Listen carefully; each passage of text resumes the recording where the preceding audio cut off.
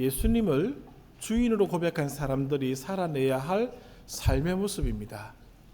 그러나 이 산상수훈을 연구한 학자들이 늘 주장하고 있는 것처럼 그 수준이 너무나도 높아서 그 지점에 도달할 수 없다라고 항변하고 있습니다. 물론 사실이죠. 그렇다고 해서 산상수훈의 말씀이 축소되거나 그 요청이 취소된 적은 없습니다.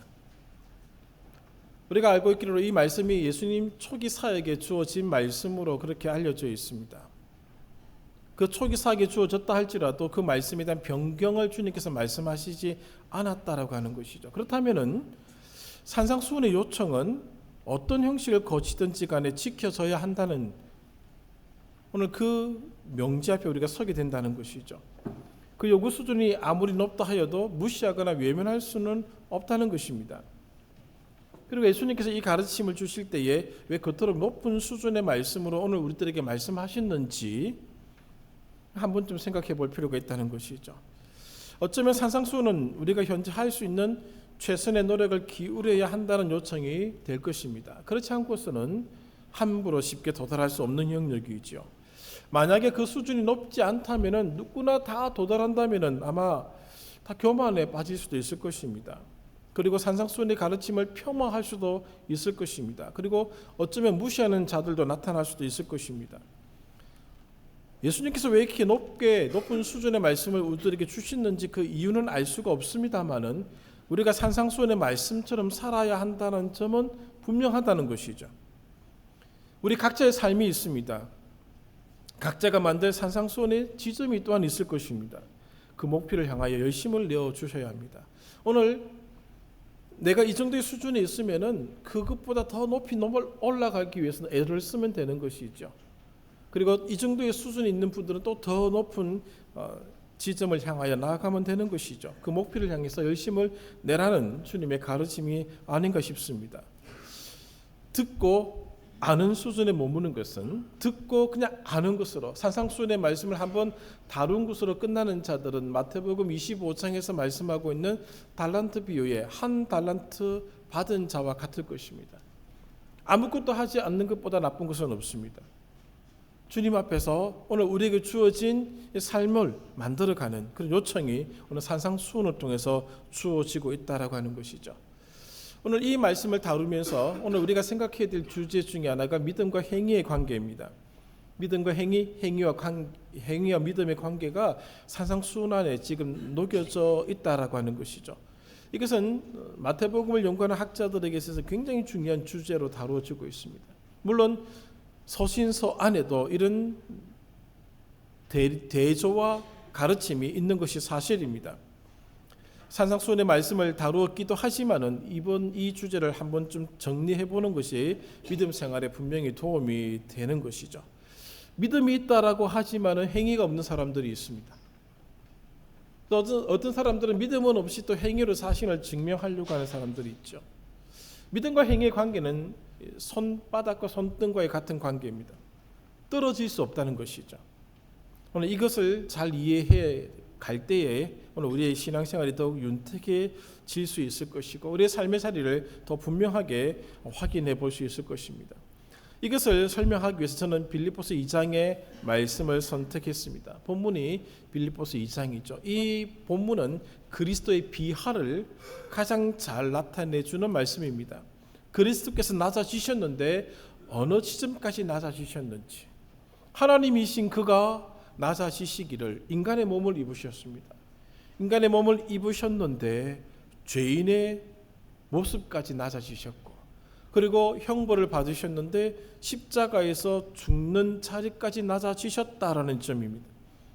그 낮아지심의 모습을 본받아 오늘 우리가 살아가야 한다는 점을 이 본문이 가르쳐 주고 있는 것이죠. 그래서 바울은 5절에 너희 안에 이 마음을 품으라 곧 그리스도 예수의 마음이다라고 말씀을 해주고 있는 것이죠. 이 마음을 품으면서 그리스도인의 삶을 만들 것을 요청하고 있는 것입니다. 초대교회 시절 오늘날도 마찬가지입니다만은 교리의 문제로 어려움을 겪는 경우는 그렇게 많지 않았습니다. 교리 때문에 싸우는 경우는 그렇게 많지 않다는 것이죠. 대부분의 문제가 삶의 문제입니다. 2장 1절을 한번 보실까요? 2절부터 보겠습니다. 2장 2절. 마음을 같이 하라. 같은 사랑을 가져라. 뜻을 합하여 한 마음을 품으라. 교리의 문제가 아닙니다. 이것은 삶의 문제입니다. 3절을 보십시오. 아무 일에든지 다툼이나 허영으로 하지 말고 오직 겸손한 마음으로 각각 자기보다 남을 낮게 여겨라. 삶의 문제죠. 교리의 문제가 아닙니다. 4절을 보십시오. 각각 자기 일을 돌볼 뿐더러 또한 각각 다른 사람들의 일을 돌보아 나의 기쁨을 충만하게 하라. 다 삶의 문제라는 것이죠. 예수 그리스도의 마음을 품고 삶의 영역에서 그 마음을 나타내기를, 그 마음을 가지고 살아가기를 요청하고 있다라고 하는 부분입니다. 빌립보 교회 안에도 어려움이 있었습니다. 삶의 갈등이죠. 교류로 인한 갈등보다는 삶의 갈등이나 고난과 박해 때문에 일어나는 어려움들이 더 많이 있었습니다. 그래서 오늘 주 예수 그리스도의 마음을 품으면서 모든 삶의 현장을 살아가라라고 말씀해 주고 있는 것입니다. 이 모든 것을 가능하게 해주는 오늘 삶의 모습이 그리스도의 마음을 품는 것입니다. 그리스도께서는 낮아지셔서 십자가에 죽는 자리까지 낮아지시게 되었습니다. 그러자 하나님이 그를 높여주셨다는 것이죠. 어떻게까지 높여주시는가? 9절. 하나님이 그를 지극히 높여 모든 이름 위에 뛰어난 이름이 되게 하셨습니다. 그리고 10절. 모든 이름이 그 이름 앞에 무릎을 꿇게 하셨다라고 하는 것이죠. 이 마음을 품고 살아가는 자들을 하나님이 외면치 않으신다라는 하는 말씀을 오늘 우리들에게 예수님을 통해서 보여주고 있는 것입니다. 이 마음을 품고 살아가는 사람들의 삶에 지침이 있습니다. 그것이 12절부터 18절까지고 19절부터 30절까지는 그렇게 살아갔던 사람의 이름을 거명하며 오늘 우리에게 신뢰를 보여주고 있는 것이죠. 믿음의 사람들의 모습, 주 예수 그리스도의 마음을 품고 살아가는 사람들이 취해야 될 행동이 첫 번째 12절입니다. 하반절 항상 복종하여 두렵고 떨림으로 너희 구원을 이루라. 구원은 이루어가는 영역이 있다는 점을 보여주고 있습니다. 구원이 주어졌습니다. 주어진 것으로 끝나는 것이 아니라 그 구원을 이루어가는 영역이 있다는 것을 말씀해 주고 있는 것이죠. 주 예수 그리스도의 마음을 품으면서 복종하고 두렵고 떨림으로 오늘 우리의 구원을 이루어가는 것입니다. 하나님의 심판에 대한 두려움과 떨림을 가지고 살아가라고 하는 것이죠. 구원은 주어졌습니다마는 오늘 구원을 받은 자가 만들 삶이 있다는 것을 말씀해 주고 있는 것이죠. 그래서 구원을 이루어 가라라고 말씀해 주고 있는 것입니다. 칭의와 성화에 대해서 알고 계실 줄 압니다. 칭의도 하나님의 은혜요, 성화도 하나님의 은혜입니다. 하나님의 은혜를 힘입지 않고는 오늘 성화를 위한 노력 인간이 이루어낼 수 없는 것이죠. 그래서 산상수훈의 말씀이 오늘 우리에게 아주 높은 수준으로 주어졌다 할지라도 오늘 우리가 그 말씀을 지켜낼 수 있고 그 말씀을 우리의 삶에 담아낼 수 있는 이유가 바로 여기 있다고 저는 생각합니다. 하나님의 은혜를 힘입어서 그것이 가능해진다라고 하는 것이죠. 두 번째 주시는 말씀이 14절입니다. 모든 일을 원망과 시비가 없이 하라. 이 교리 문제가 아니거든요. 이 삶의 문제입니다. 이 마음을 품음으로 원망과 시비가 없도록 하라는 것이죠. 원망과 불평, 원망과 시비가 얼마나 많이 있습니까? 원망과 불평에 대해서 알아보시기 위해서는 출애굽기와 민수기에 나타난 이스라엘 백성들의 모습을 보시면 됩니다. 그들이 불평으로 당시 어떻게 하나님 앞에서 그들의 삶을 보였는지를 보시면 너무나도 명확하게 알 수 있는 것이죠. 원망이, 불평이 그들을 위기로 몰아넣었습니다. 출애굽 1세대는 그 원망과 불평 때문에 광야에서 다 죽었습니다.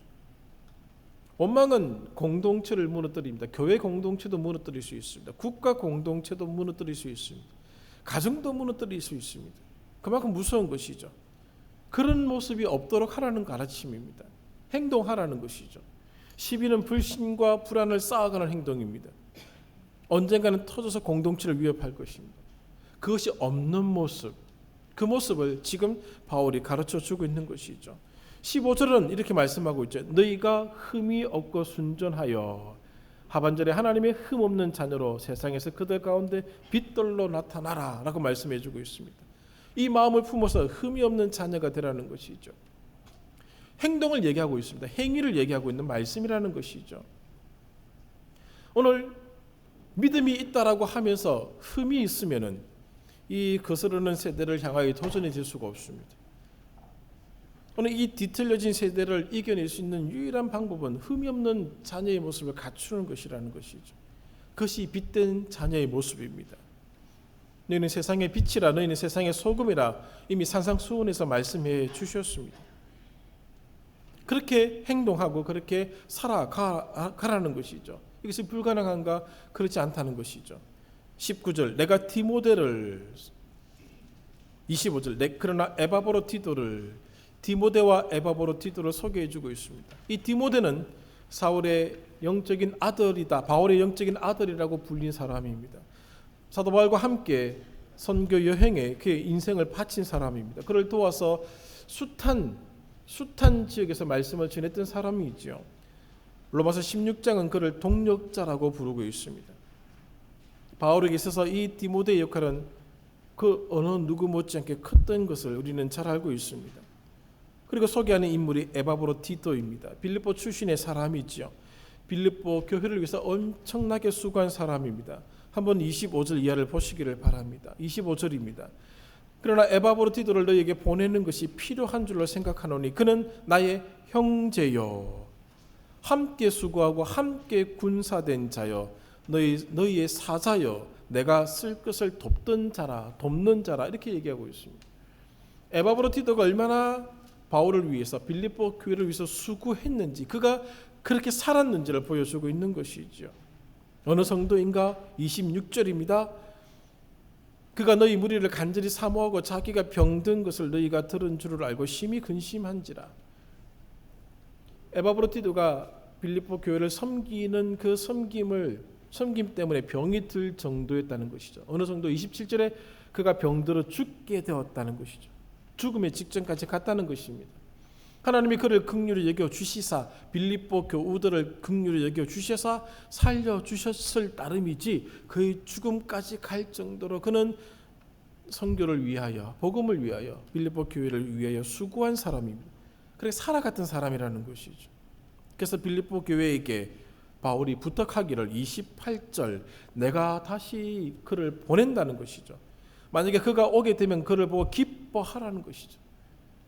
에바브로티도를 보고 기뻐하면서 내가 여러분 때문에 근심했던 것들 그 근심을 덜라는 겁니다. 그리고 29절에 이렇게 말씀하고 있죠. 너희가 주 안에서 모든 기쁨으로 그를 영접하고 또 이와 같은 자들을 존귀하게 여기라. 존귀 여길 사람이라는 사실을 알려주고 있는 것입니다. 디모데나 에바브로티도나 오늘 주 예수 그리스도의 마음을 품고 살아나가는 사람입니다. 산상수훈의 말씀을 지켜낸 사람들이라는 점이죠. 우리는 불가능하게 보고 학자들은 이것은 인간이 도달할 수 없는 가장 높은 수준에 있는 윤리적 모습이다라고 말하고 있지만은 이렇게 살아간 사람이 실질적으로 있다는 것을 사도 바울은 보여줌으로써 오늘 우리의 삶의 모습도 이와 같기를 요청하고 있다는 것입니다. 제가 빌립보서 2장의 말씀을 간단하게 살펴서 말씀을 드렸습니다. 이 모든 게 삶의 문제라는 것이죠. 행동을 오늘 우리들에게 요청하고 있는 것입니다. 물론 믿음이 전제되고 있습니다만은 믿음으로 모든 게 끝난 것이 아니다라는 점을 말씀해 주고 있습니다. 믿음으로 다 구원받았습니다. 구원을 받는 데 있어서 믿음 외에는 그 어떤 요소도 필요하지 않습니다. 그러나 그 믿음을 증명하는 것은 행동이라는 것이죠. 행위라는 것이죠. 행위는 그 구원의 가치를 증명하는 방법입니다. 어느 순간부터 이 행위의 중요함을 망각하기 시작했습니다. 믿음으로 구원을 얻는다는 것이 강조되는 순간부터 이 행위의 중요성이 조금씩 망각되었다고 하는 것이죠. 우리는 다 믿음으로 구원받는 것이 사실입니다. 사도행전 4장 12절에 이미 그것을 말씀해 주셨습니다. 인간의 그 어떤 노력도 그 어떤 모습도 구원에 작용하지 않습니다. 하나님의 전적 은혜인 것이죠. 그러나 그 구원의 가치를 증명하는 것은 행위라는 것이죠. 야고보서가 이미 그것을 말씀하고 있지 않습니까? 구원의 가치를 알았던 자들이 걸었던 삶의 자리를 보십시오. 오늘 본문을 통해서 나타나고 있지 않습니까? 절제하는 것이고 양보하는 것이고 포기하는 것이고 겸손하는 것이고 불평과 시비를 멈추는 것입니다. 그 끝내는 죽음으로서 그 가치를 드러낸 사람들도 있습니다. 행위가 아니면 그 구원의 가치, 믿음의 가치를 어떻게 증명할 수가 있겠습니까? 우리는 믿음과 행위의 관계 속에서 우리 행위를 너무 무시하고 살아온 것이 사실입니다. 마태복음은 믿음을 강조하고 있는 영역이 있습니다만 행위를 강조하는 영역도 있습니다. 학자들의 연구에 따르면 그 비율이 50대 50이라고 얘기하고 있습니다. 그만큼 마태복음은 행위를 굉장히 중요시 여기는 책입니다. 산상수훈이 그 핵심의 영역을 우리들에게 보여주고 있는 것이죠. 그럼에도 불구하고 우리는 행동으로 우리의 믿음을 증명하려고 하지 않습니다. 바울을 보십시오. 한 장 넘겨보시면 3장 7절과 8절이 보이실 겁니다. 무엇이든지 내게 유익하던 것을 내가 그리스도를 위하여 다 해로 여길 뿐더러 8절 모든 것을 해로 여김은 내 주 그리스도를 아는 지식이 가장 고상하기 때문이라. 내가 그를 위하여 모든 것을 잃어버리고 배설물로 여기면 그리스도를 얻고 그 안에서 발견되려 함이니. 바울이 자기가 가지고 있던 모든 것들을 다 해로 여겼다라고 하는 것이 인식의 영역에서만 일어난 사건이 아닙니다. 그렇지, 그렇게 하자, 그것이 아니라는 것이죠. 진짜로 버렸습니다. 진짜로 배설물처럼 여겼습니다. 행동으로 그가 그것을 보여주었다라고 하는 것이죠. 가말리엘 문화에서 공부한 모든 그 위치를 버린 겁니다. 바리새인 중에 바리새인이라는 위치도 그는 내려놓은 것이죠. 그가 소중하게 여겼던 모든 것을 다 버릴 수 있었던 것은 그가 경험했던 주 예수 그리스도의 은혜 때문에 그것이 가능했다는 것이죠. 하나님의 은혜를 입었다면서 아무런 노력을 하지 않는다면은 하나님의 은혜를 저버리는 겁니다. 믿음이 있다라고 하면서 행위를 나타내지 않는 것은 하나님의 은혜를 저버리는 행동이 된다라고 하는 것이죠. 믿음이 있으면서 하나님의 은혜에 대한 믿음이 있다고 하면서 행동하지 않으면 하나님의 은혜를 헛되게 하는 것입니다. 어떻게 우리는 살아갈 것인가? 상상수훈에서 다 이미 말씀을 해 주셨습니다. 하나님의 은혜 없이 행위로 구원을 받을 수 있다고 하면 그것은 인본주의에 불과한 것이죠. 그건 명확한 것입니다. 그러나 구원의 가치, 믿음의 가치를 드러내는 것은 행위라는 사실을 꼭 기억하셔야 됩니다. 교회사를 보십시오. 한번 한국 교회사라도 한번 꼭 읽어보시기를 바랍니다. 우리가 한때 한국 교회사에 관계된 책 한 권을 같이 읽었던 적이 있지 않습니까? 안 읽어보신 분들 꼭 읽어보시기를 바랍니다. 교역사는 믿음만 강조하다가 행위를 잃어버린 역사를 한편 기록하고 있고, 행위만 강조하다가 믿음을 잃어버린 역사도 또 강조해주고 보여주고 있습니다. 교회가 어떤 곳입니까? 우리의 믿음의 가치를 행위로 증명하는 곳입니다. 이런 말 많이 듣지 않습니까? 예수 믿는 사람들이 왜 저래? 어제도 저 그런 전화 한 통 받았습니다. 교회가 왜 그래요? 이렇게 어이가 없더라고요. 교회는 믿음의 가치를 증명하는 곳입니다. 예수 믿지 않는 사람들도 은연중에 그런 것들을 생각하고 있는 것 같습니다. 행동하지 않는다는 것은 믿음의 가치를 무시하는 것과 같다. 그렇게 말하는 사람들이 있습니다. 종교개혁가 칼빈이 작성한 제네바 소요리 문답 126분에 이런 질문과 이런 대답이 있습니다. 우리가 선한 일들을 행함 없이 의롭게 만드는 믿음을 가질 수 있는가? 칼빈은 대답하기를 불가능하다라고 말하고 있습니다. 선한 일들을 행함 없이 의롭게 만드는 믿음을 가질 수 있는가? 의롭게 만드는 믿음을 가졌다라고 하는 것은 선한 일들을 행한다는 것입니다. 동전의 양면이요, 손등과 손바닥의 역할입니다. 손바닥 따로 있고 손등 따로 있지 않습니다. 바른 믿음은 바른 행위, 선한 행동을 위한 뿌리가 되는 것이죠. 벨기에 신앙 고백서에도 이런 표현이 있습니다. 이 의롭다 하는 믿음이 사람들을 경건하고 거룩한 삶에 무관심하게 만들 것이라는 말은 전혀 근거가 없다는 것이죠. 의로운 믿음을 가진 자, 경건하고 거룩한 삶을 살아가는 자들은 삶에 무관심하지 않다는 것이죠. 사람 안에 이 거룩한 믿음이 무엇도 만들어내지 못한다고 하는 것은 불가능하다는 것이죠. 이 믿음이 우리들에게 있다고 한다면, 주 예수 그리스도의 마음을 품었다면은, 주 예수 그리스도에 대한 믿음이 있다면은 반드시 삶으로 무엇인가를 만들어낸다는 것입니다. 웨스트민스터 신앙 고백서도 마찬가지로 얘기하고 있습니다. 믿음이 칭의의 유일한 도구입니다. 그러나 그 믿음은 열매를 동반합니다. 왜냐하면은 그 믿음은 죽은 것이 아니라 사랑으로 역사하기 때문입니다라고 말하고 있습니다. 믿음은 열매를 동반한다는 것이죠. 만약에 우리가 사과나무를 심었습니다. 1년이 지나도 2년이 지나도 4년이 지나도 10년이 지나도 열매를 맺지 않는다면 그것을 사과나무라고 부를 사람은 아무도 없을 것입니다. 땔감으로 쓸 것입니다. 오늘 우리가 믿음이라는 정체성을 가졌다라고 한다면 열매가 나타날 수밖에 없다라고 하는 것이죠. 왜 우리는 이 부분을 강조하고 이 부분을 생각해야 되는가? 이 가치의 전쟁입니다. 여러분, 인생에 있어서 가장 가치가 있다고 여기는 것이 무엇입니까? 그 가치를 알게 되면 그것에 목숨을 걸 수도 있지요. 그 많은 가치를 발견한 자는 그 많은 가치에 대한 행동을 나타내고 있다는 것이죠. 자본주의 사회에서 가장 가치 있는 것이 바로 돈입니다. 여러분, 돈에 대한 가치를 무시하지 않을 것입니다. 돈의 가치를 이미 경험하셨고 그 영향력을 알고 있습니다. 그래서 수많은 사람들이 돈에 목숨을 걸고 있습니다. 우리들도 어느 정도는 그렇게 살아가고 있는 것이죠. 돈의 가치가 얼마나 무서운가 하면은 자본주의를 뛰어넘었습니다. 공산주의, 사회주의, 어떤 이즘, 어떤 주의를 갖다 붙인다 할지라도 이미 돈이 다 지배해버렸습니다. 사회주의 사회를 보십시오. 결국 우두머리 몇 놈들은 다 돈을 다 쥐고 있지 않습니까? 걔들이 그 돈 풀어서 주는 거 보신 적이 있습니까? 한 놈도 없습니다. 돈이 모든 사회를 다 지배해버렸습니다. 돈에 목숨을 다 걸고 있는 것이죠. 지금 우리는 가치 전쟁을 하고 있는 것입니다. 믿음의 전쟁, 이것은 가치의 전쟁입니다. 그 가치를 무엇으로 증명할 것인가? 행위로 증명한다는 것입니다. 가치의 문제는 양보의 문제가 아닙니다. 믿음의 가치, 신앙의 가치는 양보할 수 있는 부분이 아닙니다. 3장 8절 보십시오. 또한 모든 것을 해로 여기면 내 주 그리스도 예수를 아는 지식이 가장 고상하기 때문이라.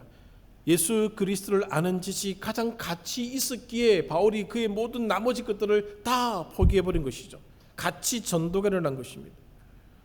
오늘 우리가 가지고 있는 믿음, 우리가 이미 소유한 구원, 그 가치를 인정하시고 그 가치를 안다면은 오늘 우리의 삶을 통해서 가치 전도가 일어나야 된다는 것이죠. 그것은 행위로 증명하는 것입니다. 바울에게는 가치 전도가 일어났습니다. 그래서 내가 사는 것보다 죽는 것이 더 유익하다라고 하는 그런 고백까지 스스럼 없이 하는 바울이 된 것입니다. 오늘 산상수훈의 말씀을 어떻게 하면 지킬 수 있는가? 이 가치를 깨달을 때에 가능한 것입니다. 오늘 우리에게 왜 이것이 불가능하게 보이는가? 그 가치를 느끼지 못한 것이죠. 아직 가치 전도가 일어나지 않은 것입니다. 이 마음을 품으라 주 예수 그리스도의 마음이니 그 마음, 그 주 예수 그리스도의 가치를 모르면은 행위가 나타나지 않는다는 것이죠. 그래서 우리는 확인할 수 있는 겁니다. 예수 그리스도의 십자가의 사건이 우리의 가치를 전도시킨 것이죠. 제가 언젠가 말씀을 드렸습니다. 한국 초대교회 역사에 나타난 많은 인물들이 오늘 산상수훈의 말씀을 살아낸 사람들이 있습니다. 불가능하지 않다는 것을 말씀드린 적이 있습니다. 가능한 것이죠. 그리스도 예수를 향한 믿음, 그 가치에 어울리는 삶이 산상수훈의 말씀입니다. 우리가 만들어 가야 될 삶이죠. 물론 수준이 있습니다. 어린아이가 할 수 있는 삶의 수준이 있지 않겠습니까? 한 5살쯤 됐는데 성경책 옆에 다 가슴에 끼고 돌아다니면서 어른처럼 할 수는 없는 겁니다. 어른처럼 기도할 수도 없고 그렇게 살아낼 수도 없습니다. 어린아이 신앙은 어린아이 신앙에 걸맞는 행동이 있는 것이고 행위가 있는 것입니다. 그런 것을 두려워할 필요는 없습니다. 나의 수준이 이 정도에 있으면 이 정도에서 나타낼 수 있는 행위를 드러내는 것이고 나의 믿음의 수준이 이 정도에 있으면 이 정도의 행위의 모습을 드러내는 것입니다. 전진해 나가는 것이죠. 오늘 주 예수 그리스도라는 이름이 오늘 우리의 가치를, 참된 가치를 발견하도록 해 주셨습니다. 그 가치에 맞는 삶을 오늘 우리는 만들어가고 살아가야 할 책임을, 의무를 지닌 자들입니다. 한 가지 조심해야 될 것이 있습니다. 그 가치를 속이면 안 됩니다. 그 가치를 수단화시키면 안 됩니다. 오늘 주 예수 그리스도라는 이름을 자기의 목적을 위한 수단으로 삼는 사람들이 너무너무 많이 있습니다. 자기의 명예, 부, 권력, 승진을 위한 수단으로 삼는 사람들이 있습니다. 하나님께 돈을 달라고 기도합니다. 하나님보다 돈이 먼저 목적이 되어버린 것이죠. 옳지 않은 표현입니다. 주시기를 기다려야 되는 겁니다. 필요하면 주시는 것이죠. 그 믿음이 있어야 되는 것이죠. 하나님이 이루어 가시는 모든 역사는 정당한 것입니다. 훗날 뒤를 돌아보시면은 그때 왜 그렇게 하셨는지가 보일 것입니다. 그 이름의 가치를 믿으시고 우리의 삶을 만들어 가자는 것입니다. 하나님의 가치를 수단화시키지 마십시오. 오늘 우리가 할 수 있는 유일한 것은, 오늘 우리가 그리스도인 된 가장 중요한 것은 하나님의 이름을 영화롭게 하는 데 있습니다. 그것이 오늘 우리의 삶으로 드러나야 한다는 것을 오늘 산상수훈은 우리들에게 도전하고 있고, 빌립보서는 오늘 우리들에게 그 신뢰를 보여주고 있는 것입니다.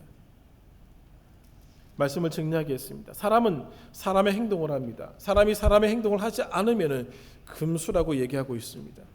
십자가의 가치를 아는 자들은 그 가치에 어울리는 사람이 되어야 합니다. 그리스도인이라면 그 가치에 어울리는 삶을 살아내야 한다는 것이죠. 어려운 것이라는 것을 알고 있습니다. 믿음의 선배들이 그것을 이뤄내기 위해서 어떤 자들은 목숨으로 그 가치를 보였던 사람들도 있습니다. 오늘 우리의 삶의 자리에서 그 가치를 드러내는 삶을 살아가야 한다는 것이죠. 부끄러워할 필요가 없습니다. 그 이름을 부끄러워할 이유가 없지 않습니까? 그 이름의 가치가 오늘 우리를 구원의 자리로 인도하셨고 우리에게 구원의 은혜를 주셨습니다. 그런데 왜 부끄러워해야 합니까? 세상 사람들의 눈치를 볼 이유가 어디에 있습니까? 우리의 가치는 그들의 가치를 뛰어넘는 것입니다. 돈의 가치를 이미 넘은 것입니다. 돈은 우리에게 생명을 줄 수가 없습니다. 안락한 삶을 줄 수는 있습니다.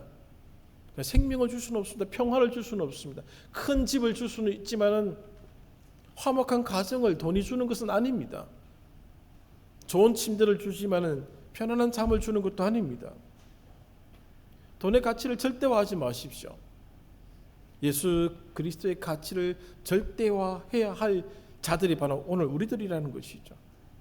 예수 그리스도로 인한 가치보다 더 큰 가치를 보신 적이 있습니다.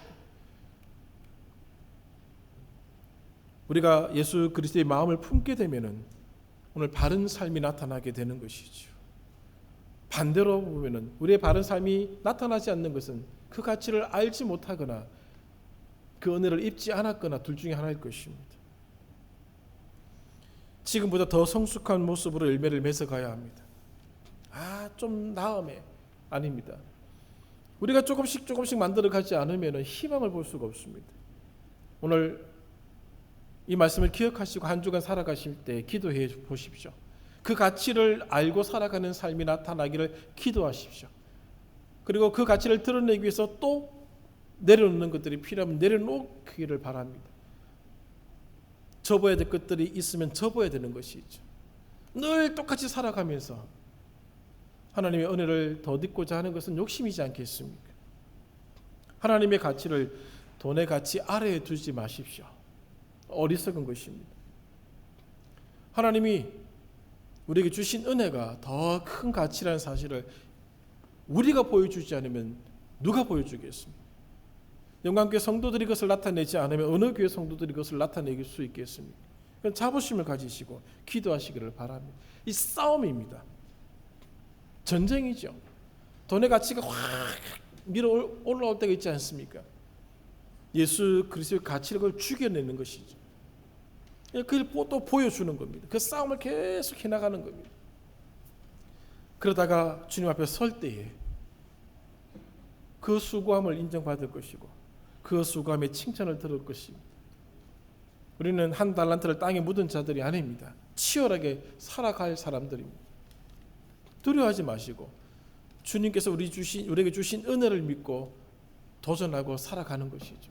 한 주간 이 기도의 제목을 가지고 열심히 살아보시기 바랍니다. 그리고 우리가 만들어 가야 될 열매로 알리라고 말씀하셨습니다. 보여 주어야 될 모습들, 증명해야 될 모습들 한번 만들어 보는 것이죠.